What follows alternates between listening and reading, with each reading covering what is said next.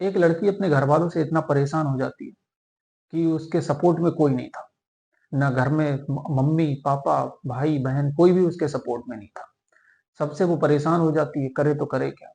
हर कोई उसे ताना देता, कुछ भी अगर गलती हो जाती तब तो वो गलत बोलते ही, उल्टा सीधा बोलते ही। लेकिन अगर वो कुछ गलत नहीं भी कर रही थी तब भी उसे ताने मिल रहे थे। एक दिन वो आता है कि इन सारी परेशानियों से जब वो जूझ जूझ कर जब उसके सर से पानी जो होता वो ऊपर चला जाता, तब लड़की करे तो करे क्या।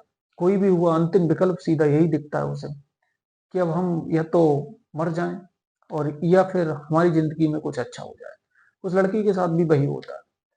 होता यह है कि उसे जब कोई सहारा नहीं मिल रहा था, वो परेशान हो जाती होने के बाद एक नदी पड़ती है, उस स्कूल पे पढ़ने जाती है, जाने के कहकर जाती है कि स्कूल पढ़ने जा रहे हैं, और नदी पर पहुंचती, पहुंचने के बाद वहां से नदी में छलांग लगा देती है। तो इधर एक जो लड़का था, वो लड़का वहां पर जो होता है, वो लड़का वहां अपनी भैंसे चरा रहा था। जब वो देखता है कि नदी में कोई कूदा है, तो कूदने की जब उसे आवाज आती है तो उसके पास जाता है। जाने के बाद वो न कुछ सोचता न समझता और सीधे उसमें वो भी कूद जाता है।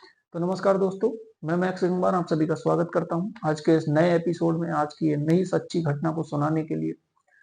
इससे पहले हम आपसे एक छोटी सी रिक्वेस्ट करना चाहेंगे। अगर अभी तक आपने हमारा चैनल सब्सक्राइब नहीं किया तो चैनल को जरूर सब्सक्राइब कर लें, बाकी बेल बटन जरूर दबा दें। बात करते हैं इस कहानी की। तुझे ये सच्ची जो घटना है ये गोरखपुर की है। गोरखपुर में एक गांव पड़ता है जिस गांव का नाम है जखौरा। जखौरा गांव पड़ता है गोरखपुर में। वहां की एक सच्ची घटना है। एक लड़की होती है, जो लड़की अपने घर पे अच्छे से रह रही होती है।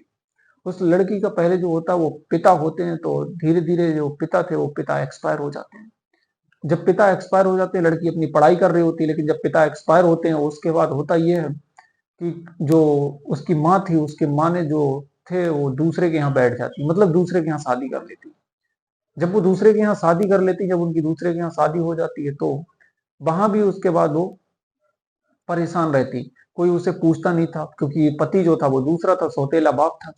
तो वो भी इतना भाव नहीं देता, इतना कुछ केयर नहीं करता, ना ही पूछता। लड़की धीरे धीरे इधर बड़ी हो रही थी।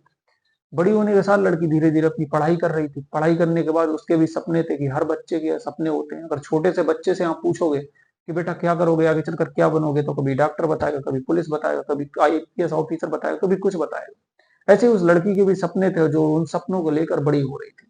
उसे लग रहा था कि हमारी जिंदगी में अगर आज बोझ है तो आगे चलकर कभी ना कभी आगे चलकर कुछ अच्छा होगा। इसी तरह से होता ये, कुछ टाइम बीतता और बीतने के बाद जो उसकी माँ थी, वो उसकी माँ भी एक्सपायर हो जाती है। जब वो उसकी माँ एक्सपायर होती है, माँ एक्सपायर होने के बाद जो उसका सौतेला बाप था, उसको केवल वही बचता है। उसके बाद जब वो एक्सपायर हो जाती है उसकी माँ, अब वो लड़की इधर बिल्कुल अकेली पड़ जाती है। बाप भी नहीं है, माँ भी नहीं है। अब बाप भी इधर सौतेला था। जो बाप सौतेला था, कुछ समय के बाद वो भी एक दूसरी शादी कर लेता है। जब वो दूसरी शादी कर लेता, दूसरी शादी करने के बाद जिससे शादी करता, उसके दो बच्चे होते हैं। अब इधर लड़की की जो जिंदगी थी वो बिल्कुल परेशान कट रही थी। लड़की का नाम था पिंकी। तो पिंकी की जो जिंदगी थी बिल्कुल बेकार हो चुकी थी, परेशान हो चुकी थी। तो उसका बाप वो पढ़ाना नहीं चाह रहा था। उसे जैसे तैसे इंटर कराया उसने। लड़की इधर इंटर पास हुई, और इंटर पास होने के बाद उसने बीए में एडमिशन करने के लिए बोला, तो बाहर जाना पड़ रहा था।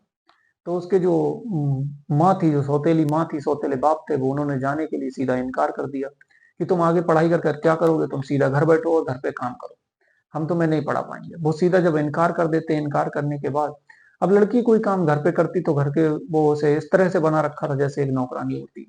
बिल्कुल नौकरानी की ढाल, वो काम करती, बच्चों की केयर करती, घर का खाना बनाती, झाड़ू लगाती, पोछा करती, सब कुछ करती। अगर छोटी सी उससे गलती हो जाती तो फिर घर वाले उसके उसे फिर ताने देते और परेशान करते, उससे भद्दे भद्दे कमेंट करते, उन पे भद्दी भद्दी बातें बोलते कि तू ऐसी है, तू वैसी है।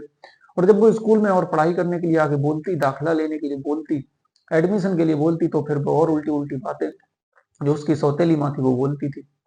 वो सीधे यही बोलती थी कि तू वहां जाएगी, तू बड़ी हो गई है, तू इसलिए पढ़ना चाह रही है, वहां जाना चाह रही है, बाहर का तुझे हवा लेना चाह रही है, मतलब बहुत भद्दे भद्दे कमेंट करती। इस वजह से वो लड़की बहुत ज्यादा परेशान हो रही थी। कुछ गलत नहीं कर रही थी, फिर भी उसके साथ गलत हो रहा था। इन सब के बीच एक लड़की ने एक दिन ठाना कि क्यों ना हम इस जिंदगी से बाहर निकले। क्योंकि अब वो ये भी नहीं बोल सकती थी कि हमारी कहीं शादी करा दो। लड़की सोचती, क्योंकि हर कोई लड़की यही सोचती है कि हमारा पति है, पहले सबसे पहले लड़की का जो होता है वो ये सोचती है कि हमारे जो माता पिता हैं वो हमें अच्छे से केयर कर रहे हैं। अगर नहीं कर पा रहे हैं तो वो सोचती है कि हमारी जहाँ शादी होगी वो हमारी अच्छे से केयर करेगा। फिर उसके बाद सोचती है कि अगर हमारे पति केयर नहीं कर पा रहा है तो हमारे बच्चे करेंगे। तो लड़की की ज़िंदगी इसी तरह पहलुओं में कट जाती है और यही आस लगी रहती है कि कोई ना कोई 3 स्टेजों में से हमारी केयर करेगा। इसी तरह ये भी लगा रही थी लेकिन बोल नहीं सकती कि हमारी शादी कर दो, क्योंकि उस घर में बिल्कुल नरक ज़िंदगी उसकी बना रखी थी। लड़की फिर क्या करती, मजबूरन हो जाती है। एक दिन जब मजबूर हो जाती है, होने के बाद लड़की घर पे बोल देती है कि हम बाहर पढ़ने जा रहे हैं। वो स्कूल का बैग लेती, बैग लेने के बाद बोलती कि हम एडमिशन के लिए देखने जा रहे हैं और घर से निकल जाती है। घर से निकलने के बाद नदी के पास पहुंचती है। पहुंचने के बाद जो नदी थी, वहां नदी के किनारे जाकर एक पहाड़ी थी और पहाड़ी से सीधा नदी में छलांग लगा देती है। जब वो नदी में कूदती है, इधर एक लड़का था जो भैंस चरा रहा था। उस नदी में कूदने की उसे आवाज आई, तो वो देख रहा था कि उसके पास कोई भैंस चराने वाला कोई दूसरा था ही नहीं। तो कूदा कौन? वो देखता है, देखने के बाद तो देखता है कि जो एक बैग है और एक लड़की है, मतलब कोई डूबता हुआ उसे दिख रहा था। वो ना कुछ सोचता ना समझता, सीधे भागता हुआ जाता और वो भी उस पहाड़ी से छलांग लगा देता और लगाने के बाद उस लड़की को उस बैग के साथ में बाहर निकालता है। निकालने के बाद जब निकाल लेता तो लड़की उससे मना करती कि हमें मरने दो, हमारी जिंदगी में कोई नहीं है और ना ही हमारा कोई सहारा है। वो बार-बार जिद करती कि हमें छोड़ दो और हमें मरने दो और हम किसके सहारे जिए, हमारे लिए कोई नहीं।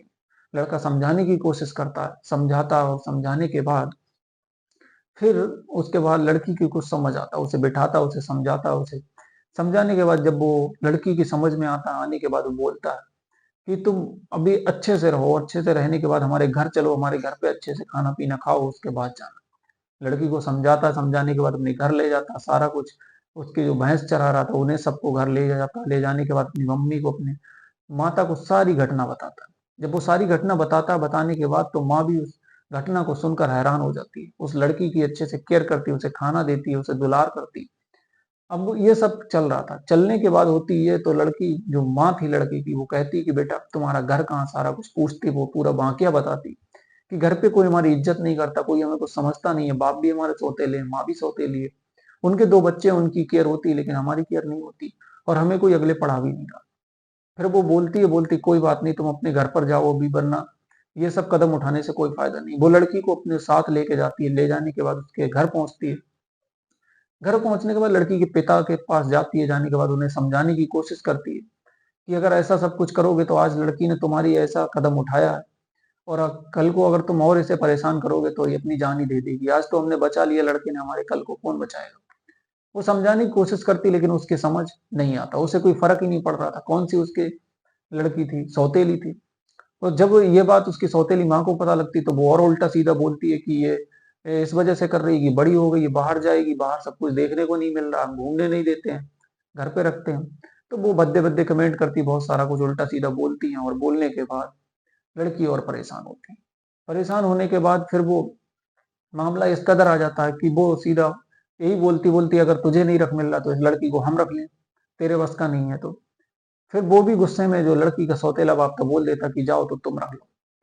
तो होता ये है कि वो फिर अपने घर लेकर चली जाती है। ले जाने के बाद अपने घर ले जाती है, उसको ले जाने के बाद अच्छे से रखती है। रखने के बाद कुछ टाइम बीतता, अब वो सोचती है कि हम रख तो रहे हैं अपने घर पर, कभी कोई हम पे गलत इल्ज़ाम लगा दे, कुछ भी लगा दे तो क्या होगा? क्योंकि जवान लड़का था, लड़के ने ही बचाया था। फिर वो इस तरह से थोड़ा जानकारी लेती हैं, जानकारी लेने के बाद फिर वो धीरे-धीरे उन दोनों की, लड़की और दोनों लड़कों की, मतलब वो पुलिस से सहायता लेकर और मंदिर में शादी करा देते हैं। दोनों की मंदिर में शादी कराते हैं, शादी कराने के बाद फिर उसके बाद दोनों वो अच्छे से रहने लगते हैं। लेकिन इधर जो लड़का यानी जो बाप था, उसके घर में से जब वो लड़की चली आई तो उसके घर में कोई काम करने वाला नहीं रहा था। वो इस वजह से परेशान था। अब वो सोच रहा था कि किस तरह से हम इस लड़की को दोबारा अपने घर में लेके आएँ। लेकिन उसको नहीं पता लगा कि इसकी शादी हो चुकी है। वो वहाँ जाता है, उसके घर पर पहुँचता, पहुँचने के बाद बोलता-बोलता हमारी लड़की हमारे घर पर भेजो। वो बोलती है कि हमने अब दोनों की शादी करा दी और इन दोनों की शादी हो गई और वो अच्छे से दोनों रह रहे हैं। वो जाता है, जाके पुलिस में कंप्लेंट करता है। जब वो पुलिस में कंप्लेंट करता है, लेकिन उससे पहले ही उन्होंने जो शादी थी वो कर रखी थी एग्रीमेंट से और सारा कुछ कर लिया था। कोर्ट के द्वारा उनकी शादी हुई हुई थी तो इस वजह से उन दोनों में शादी हो गई। अब लड़की का बाप फिर उसे नहीं ले जा पाता है। उसके बाद उन दोनों ने शादी कर ली, शादी करने के बाद बहुत ही अच्छे से दोनों रहने लगे। तो आजकल समाज में ऐसी-ऐसी घटनाएँ होती हैं। इन घटनाओं को देखकर बिल्कुल परेशान हो जाओ और हैरान हो जाओ। तो आपको कहानी कैसी लगी? ज़रूर कमेंट सेक्शन में बताएँ और बाकी अभी तक चैनल सब्सक्राइब नहीं किया तो चैनल को ज़रूर सब्सक्राइब कर लें। बाकी मिलते हैं अगले एपिसोड में, तब तक के लिए धन्यवाद।